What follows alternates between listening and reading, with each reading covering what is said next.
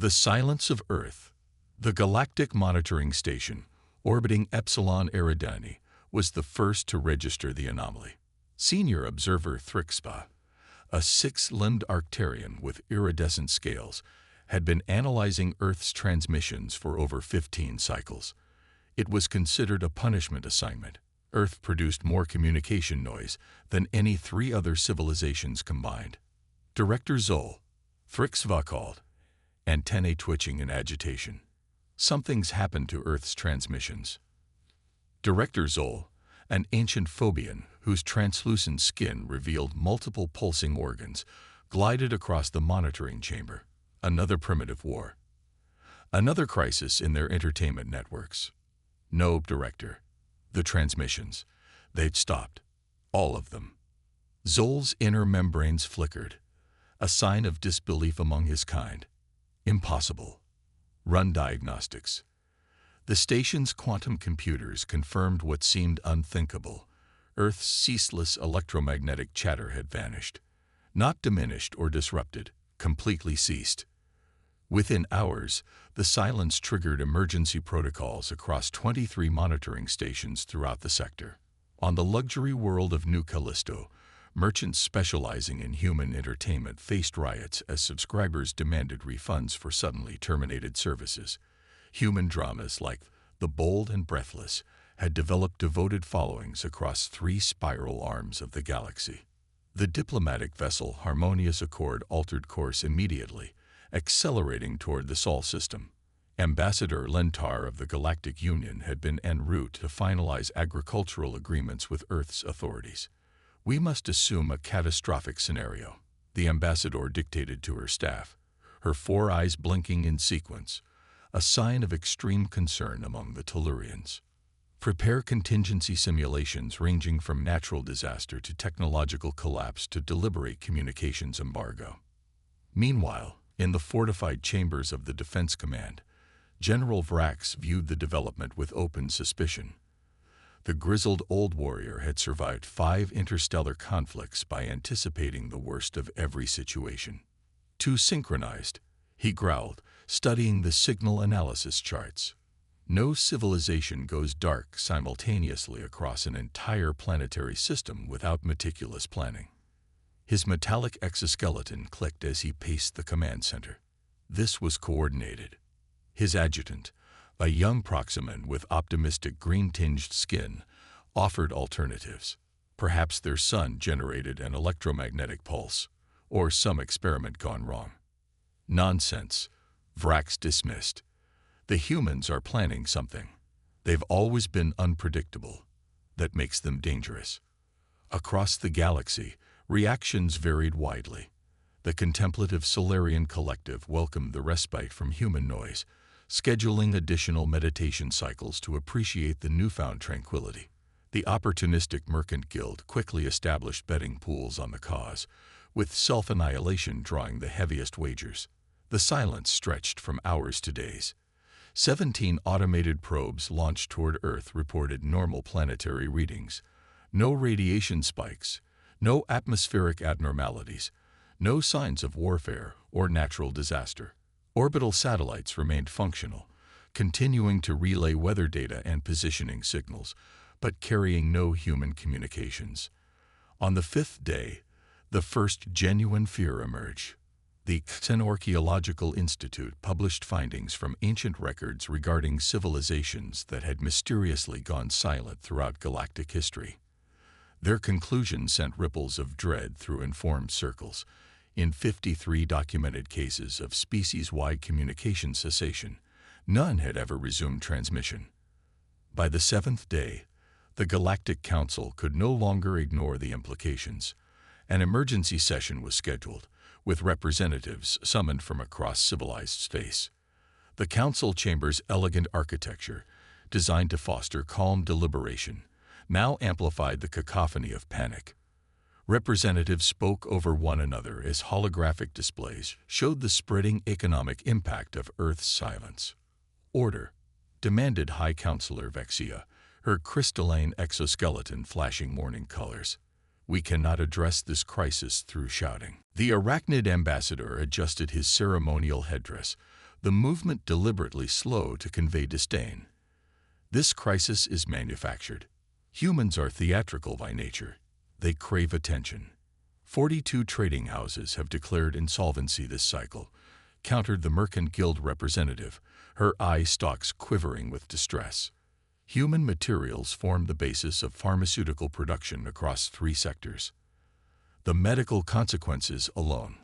Perhaps they ascended, interrupted the luminous collective's emissary, his form shifting between gaseous states. Many species reach a developmental threshold where physical communication becomes unnecessary. Laughter rippled through the chamber. The notion of humans achieving transcendence seemed absurd to most species. The Proximan military attaché silenced the mockery with his next report.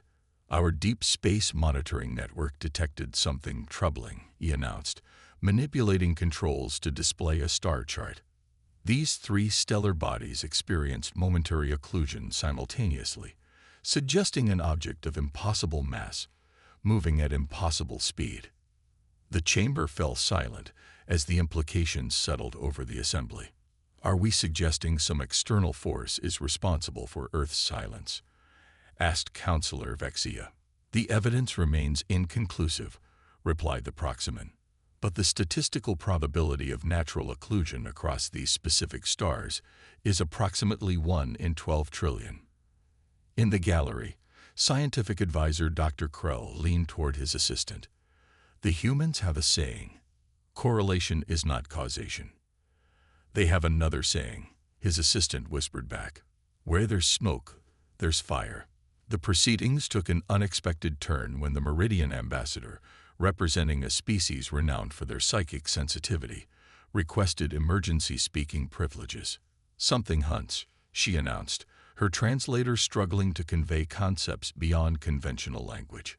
We have felt disturbances in the collective consciousness, ancient patterns stirring, hunger awakening. The chamber erupted again, countless voices demanding explanation. The Meridian's silver eyes swept across the assembly before settling on Admiral Zortek. You have seen it, she stated simply. The Admiral's facial membranes flushed deep purple, a sign of extreme distress in his species. With reluctance, he activated his personal data terminal. The following footage was captured by Patrol Cruiser Vigilant Observer near the Orion Spur, he announced. It has been classified at the highest security level. The holographic display showed standard space until something moved across the starfield, not a ship or natural phenomenon, but a distortion, as if space itself were being digested. Where it passed, stars dimmed momentarily. The footage ended with the patrol cruiser's emergency beacon activating, then going silent. The crew, asked someone. Found alive, the Admiral replied quietly. Physically unharmed, but empty.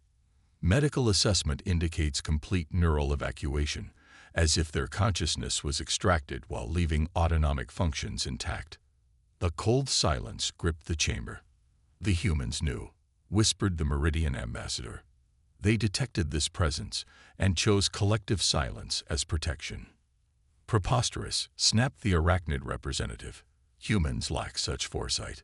The debate might have continued indefinitely, if not for the priority alert that flashed across every console simultaneously. The Epsilon Eridani monitoring station, the first to detect Earth's silence, had itself gone completely dark, and its last transmission contained just 3 words. They'd follow sound. The Council authorized an immediate expedition to Earth. The stealth vessel Whisper of Dawn was dispatched with a crew of specialists from various disciplines. Their mission: determine the fate of humanity and assess any potential threat to galactic civilization. As the ship accelerated toward the Sol system, Ambassador Lentar reviewed the personnel files. Commander Vex of the security forces, Dr. Ixnera, specializing in xenobiology, cultural anthropologist Trell, and psychic empath Calera from the Meridian Conclave. Thoughts like beacons, murmured Calera unexpectedly, her silver eyes unfocused. They followed the noise until the noise stopped. Now they follow the silence, for silence itself has meaning. As the whisper of dawn entered the Sol system, the crew watched with growing unease.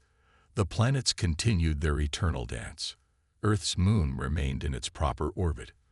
But as they approached the blue-green world that had spawned humanity, the true mystery only deepened. Earth appeared completely normal.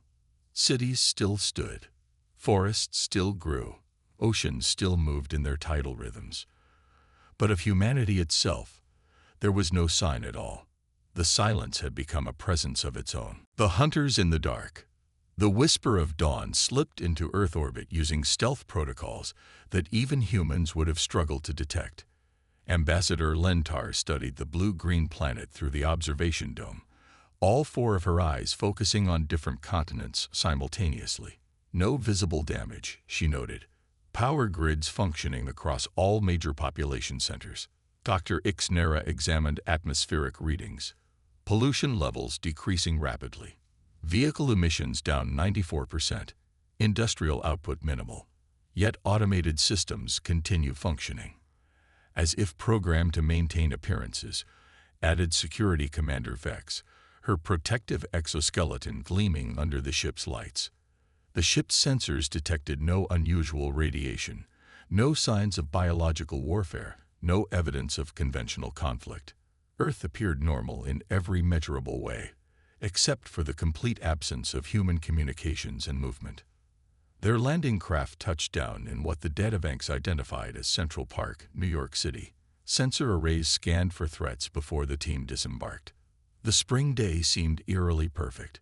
Birds sang, small animals darted between trees, and a gentle breeze stirred new leaves.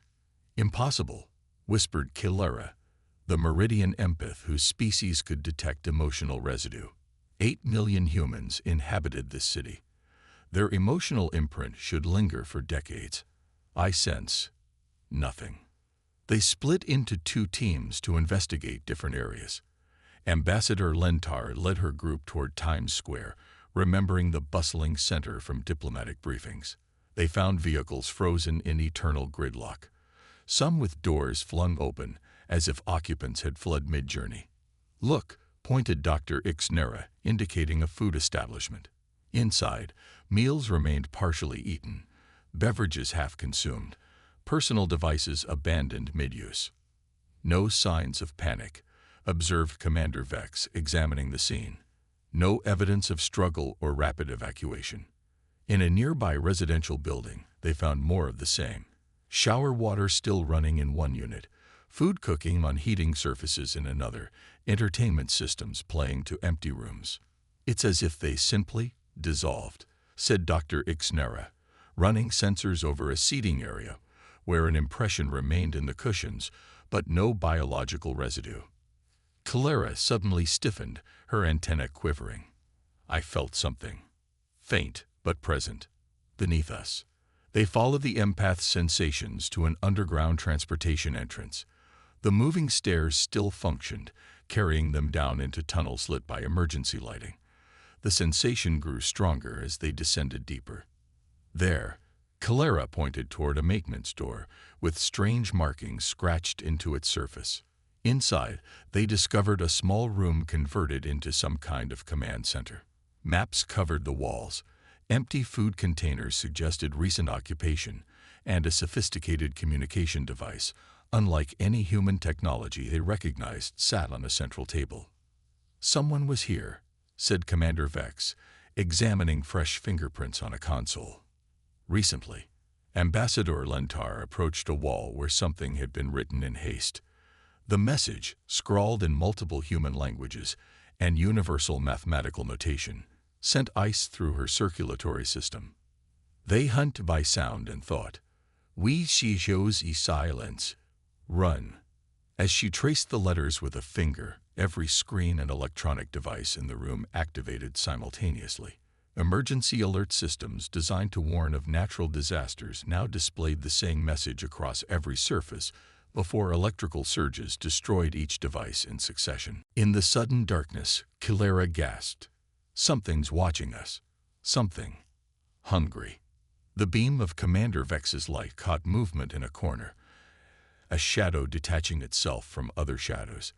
moving with deliberate intelligence before slipping through a crack in the wall. "We need to return to the ship," Lentar ordered.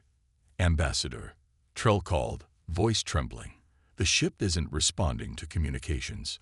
They found another facility beneath what humans had called the Pentagon. The alien team descended through multiple security checkpoints, each requiring increasingly complex bypassing techniques. "Humans always did excel at secrecy," Ambassador Lentar remarked, watching Dr. Ixnera override another biometric scanner. "A trait we previously attributed to primitive territorial instincts. Perhaps we misjudged their motivations," replied Commander Vex. The hidden level housed a research facility, unlike anything they'd encountered in human installations before. The technology appeared decades beyond what humans publicly displayed. "This contradicts all intelligence assessments," said Trell, examining equipment that incorporated principles even their civilization had only recently mastered. "Humans shouldn't possess quantum entanglement computing at this scale." The central chamber housed a massive spherical structure composed of overlapping energy fields. Within it, holographic representations of star systems rotated slowly, with certain regions highlighted in pulsing red. A moving shadow passed through these systems sequentially, like a predator following a hunting pattern. "They were tracking something," whispered Calera. "Something that moves between stars." The facility's quantum computer remained operational despite the absence of human operators. Its security protocols initially locked them out until Ambassador Lentar recalled a phrase from a human colleague years ago: "Per aspera ad astra," through hardship to the stars. When entered, the system granted access to files marked Operation Blackout, the human contingency plan that had been developing in absolute secrecy for 32 years. "By the void," murmured Commander Vex as the files opened. They knew. They've known for decades. The records revealed the truth. Humans had detected a mathematical pattern embedded in background radiation, a warning transmitted by a long-extinct civilization across time and space. The message, once decoded, described entities called the Void Feeders, ancient predators that located intelligent life by tracking communication signals and thought patterns. These beings consumed consciousness itself, the organized electrical patterns of sentient thought, leaving bodies technically alive, but devoid of self-awareness, personality, or higher brain function. Embedded in the files were classified recordings. The team watched in horror as a captured Void Feeder drone, a shifting mass of darkness with no fixed form, was studied in a containment facility. The recording showed the moment containment failed. The researchers' minds were visibly extracted, their bodies collapsing like empty suits while their consciousness manifested briefly as luminous energy before being absorbed by the entity. "The human plan was comprehensive," noted Trell, scanning through project timelines. "While maintaining normal communication patterns, they secretly developed consciousness-shielding technology, constructed massive underground habitats, and trained special forces in neural quieting techniques." Calera's antennae suddenly stiffened. "There's a temporal marker embedded in these files. A countdown.